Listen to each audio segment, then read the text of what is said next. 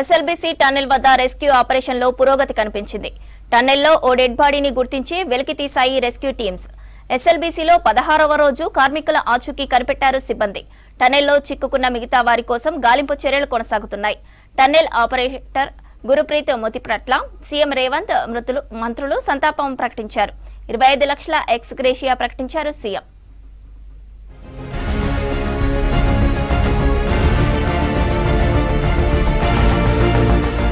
SLBC tunnel ప్రమాదం జరిగిన 16వ రోజు రెస్క్యూ ఆపరేషన్లో పురోగతి కనిపించింది.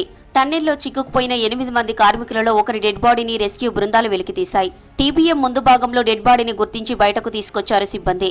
ప్రమాద స్థలం నుంచి లోకోతో డెడ్ బాడీని బయటకు తెచ్చారు.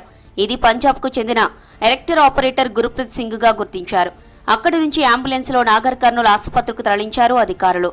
పోస్టుమార్టం తర్వాత కుటుంబ సభ్యులకు అప్పగించారు. గురుప్రీత్ సింగ్ మృతి పట్ల సీఎం రేవంత్ సహా మంత్రులు ప్రగాఢ సంతాపం తెలిపారు. మృతుడి కుటుంబానికి ప్రభుత్వం తరపున 25 లక్షల నష్టపరిహారం ప్రకటించారు సీఎం రేవంత్ రెడ్డి. మిగతా 7 కార్మికుల కోసం లొకేటెడ్ ప్రాంతాల్లో రెస్క్యూ టీంలు డ్రిల్లింగ్ చేస్తున్నాయి. టన్నెల్ లోపల యాక్సిడెంట్ జరిగిన ప్రదేశంలో తవ్వకాలు కొనసాగుతున్నాయి.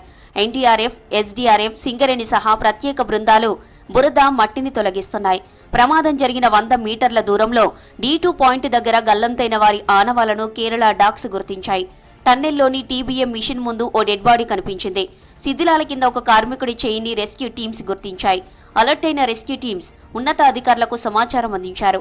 అధికారుల అడ్వైస్ తో డెడ్ బాడీని వెలికి తీసేందుకు చుట్టూ 2 అడుగుల వరకు గొయ్యి తవ్వేందుకు డ్రిల్లింగ్ చేశారు. సాయంత్రం ఒక డెడ్ బాడీని వెలికి తీశారు.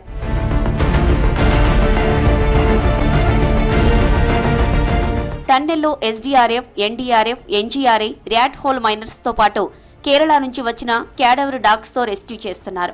157 మంది కార్మికులు, సాంకేతిక నిపుణులు టన్నెల్లో రెస్క్యూలో పాల్గొంటున్నారు. ఊట, బురదను దాటుకుని ముందుకు వెళ్లేందుకు దుంగలను ఉపయోగిస్తున్నారు. రాష్ట్ర విపత్తు నిర్వహణ సంస్థ special chief secretary Arvind Kumar, Nagar Kurnool collector Badavath Santosh, ఎస్పీలు వైభవ్, గైక్వాడ్, రఘునాథ్, ఎస్ఎల్బీసీ టన్నెల్ నిర్మాణ సంస్థ ప్రతినిధులు పరిస్థితిని సమీక్షించారు.